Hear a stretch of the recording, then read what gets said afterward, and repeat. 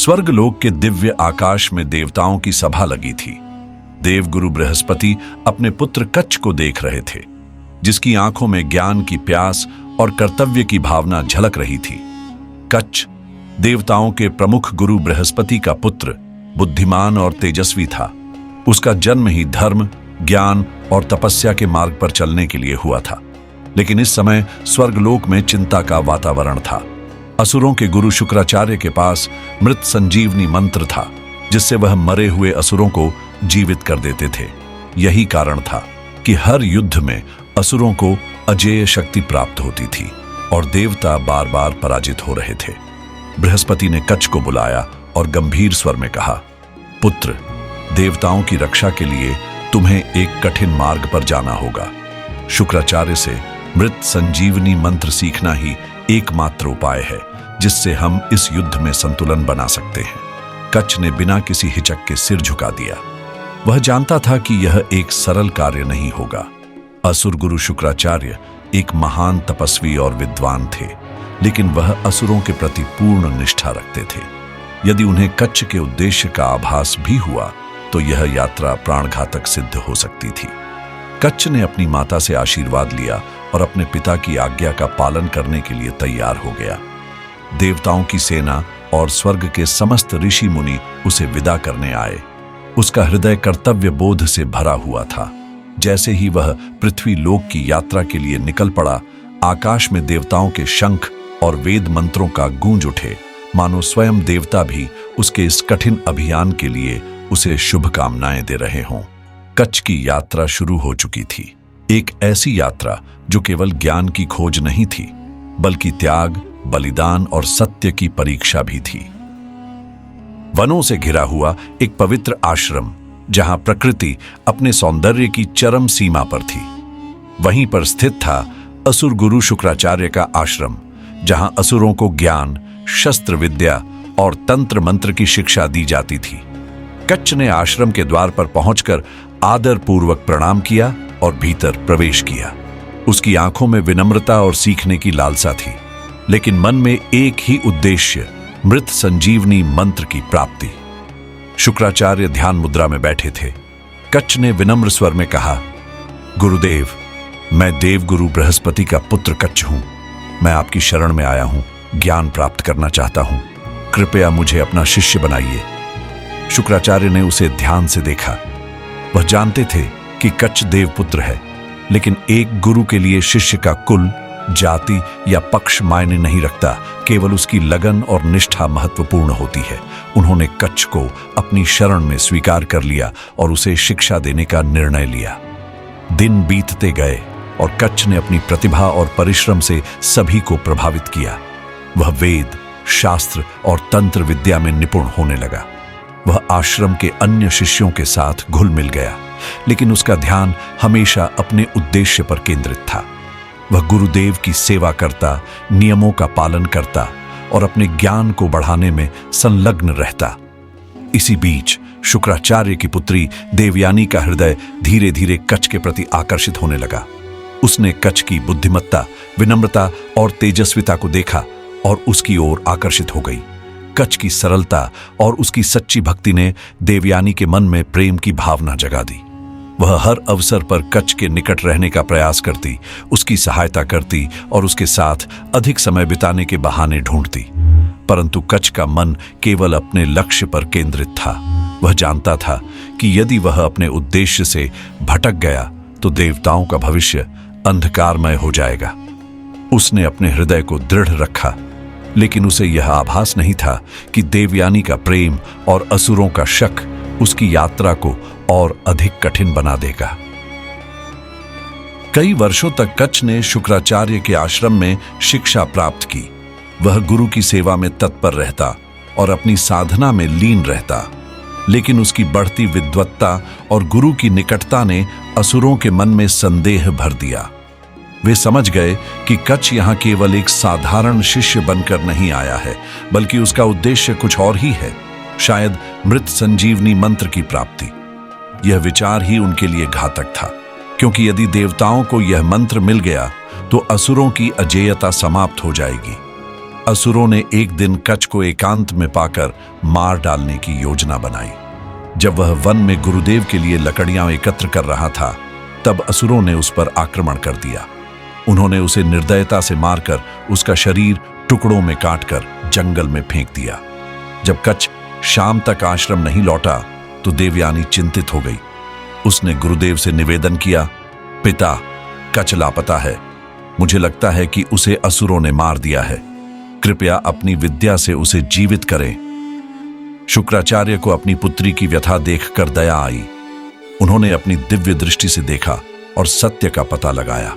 अपनी मृत संजीवनी विद्या का प्रयोग कर उन्होंने कच्छ को पुनः जीवन दान दिया। कच्छ वापस आ गया, लेकिन असुरों की शंका कम नहीं हुई।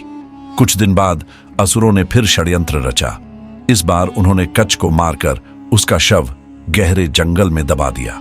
लेकिन देवयानी का प्रेम अडिग था। जब कच्छ फिर से नहीं लौटा तो उसने पुनः गुरुदेव से प्रार्थना की, पिता, कृपया एक बार फिर कच्छ को जीवित करें। शुक्राचार्य के पास कोई और विकल्प नहीं था। उन्होंने फिर से मृत संजीवनी मंत्र का उच्चारण किया और कच्छ पुनः जीवित हो गया। अब असुरों को समझ आ गया कि जब तक शुक्राचार्य जीवित हैं, तब तक कच्छ को मारना असंभव है। उन्होंने एक अंतिम और क्रूरतम योजना बनाई। इस बार उन्होंने कच्छ को मारने के बाद उसका शरीर जलाकर उसकी राख को शुक्राचार्य के पेय में मिला दिया। शुक्राचार्य के आश्रम में असामान्य शांति थी, लेकिन देवयानी का हृदय तूफान से घिरा हुआ था। कच्छ फिर से लापता था और इस बार उसकी कोई खोज नहीं मिल रही थी। वह व्याकुल होकर अपने पिता के पास पहुंची और रोते हुए बोली, पिता, कच्छ फिर से लौटकर नहीं आया। मैं जानती हूं कि असुरों ने उसे मार डाला होगा। कृपया एक बार फिर अपनी विद्या से उसे जीवित करें। शुक्राचार्य को अपनी पुत्री की वेदना असहनीय लगी। उन्होंने अपनी दिव्य दृष्टि से सत्य जानने का प्रयास किया, लेकिन जो उन्होंने देखा उससे वे स्वयं स्तब्ध रह गए।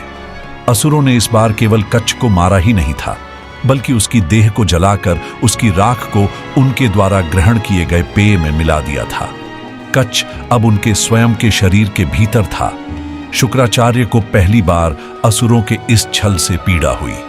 यदि वे कच्छ को पुनर्जीवित करते हैं तो वह उनके शरीर को चीरकर बाहर आएगा, जिससे उनकी मृत्यु निश्चित थी। लेकिन यदि वे उसे जीवित नहीं करते तो देवयानी के प्रेम और उनकी गुरु की प्रतिष्ठा पर प्रश्न उठता। वह धर्म संकट में पड़ गए। देवयानी की आंसू भरी आंखें उनके समक्ष गिड़गिड़ाने लगी। पिता, आपने उसे पहले भी वापस लाया है। कृपया इस बार भी उसे जीवित करें। मैं कच्छ के बिना नहीं रह सकती। गुरु शुक्राचार्य ने गहरी सांस ली। वे जानते थे कि धर्म का पालन करना ही एक सच्चे गुरु का कर्तव्य है। उन्होंने समाधि लगाई और अपने भीतर स्थित कच्छ को संबोधित करते हुए कहा, पुत्र, असुरों के छल ने तुझे मेरे भीतर कैद कर दिया है। मैं तुझे इस शरीर से बाहर निकाल सकता हूं, लेकिन इसके लिए तुझे मृत संजीवनी मंत्र सीखना होगा। मैं तुझे वह विद्या सिखाऊंगा जिससे तू स्वयं मुझे पुनर्जीवित कर सके। कच्छ, जो अब तक मूक और असहाय था, भीतर से ही सुन पा रहा था।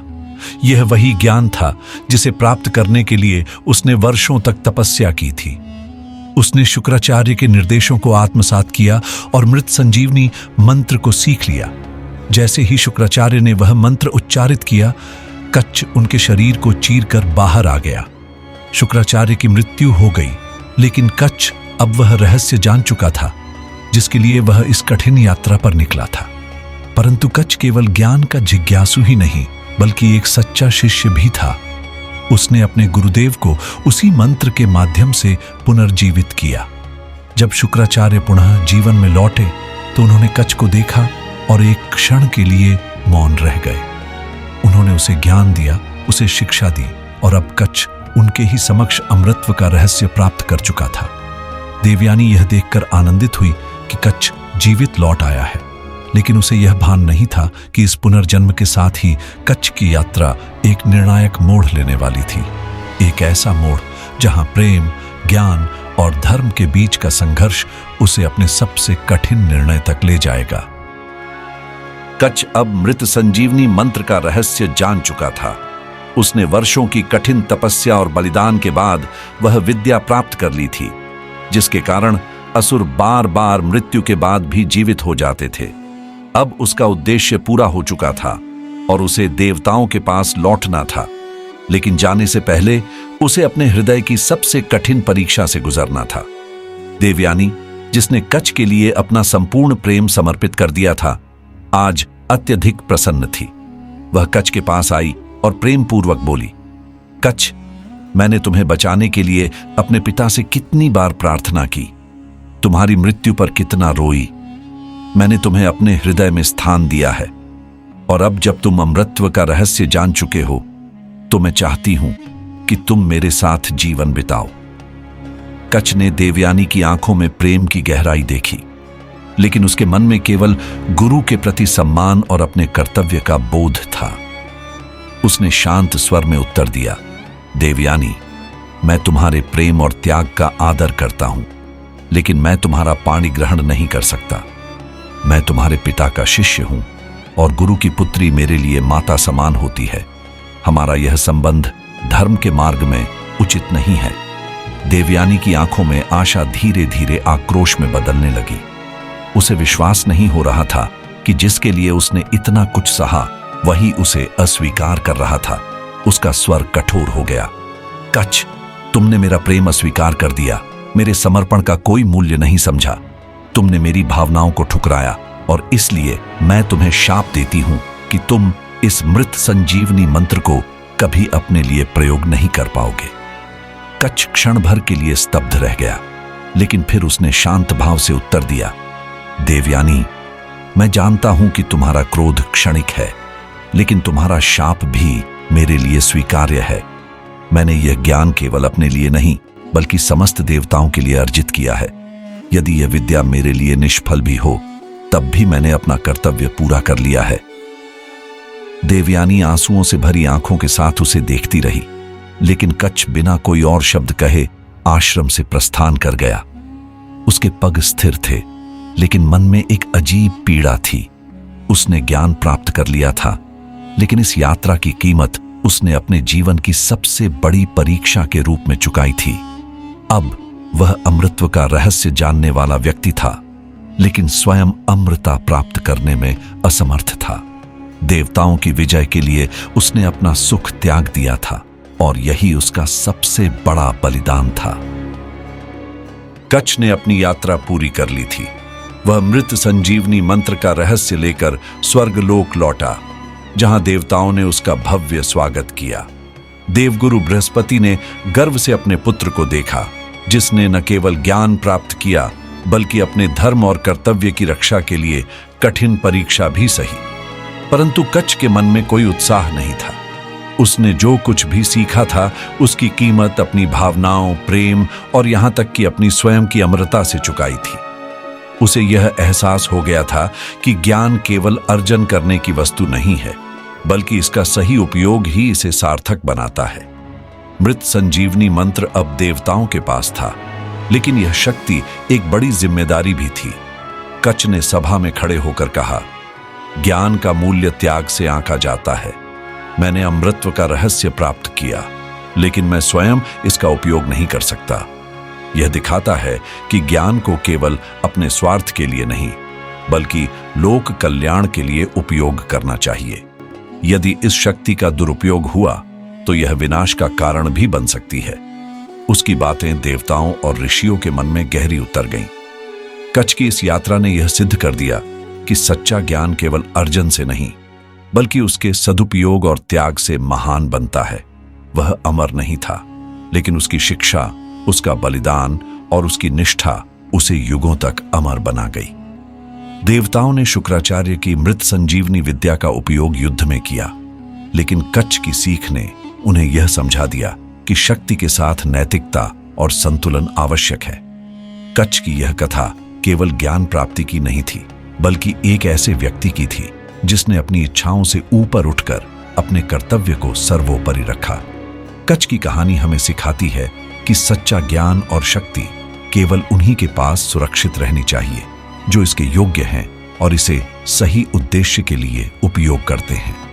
आज भी हम अपने जीवन में कई बार ऐसी परिस्थितियों से गुजरते हैं जहां हमें नैतिकता, और व्यक्तिगत इच्छाओं के बीच चुनाव करना होता है। आप क्या सोचते हैं? क्या सच्चे ज्ञान और शक्ति को पाने के लिए त्याग आवश्यक है? क्या आज की दुनिया में भी कच की सीख प्रासंगिक है? कमेंट करें और अपनी राय साझा करें। अगर आपको यह कहानी पसंद आई तो इसे अपने दोस्तों के साथ शेयर करें और हमें फॉलो करें ताकि हम आपके लिए और भी रोचक पौराणिक कथाएं ला सकें।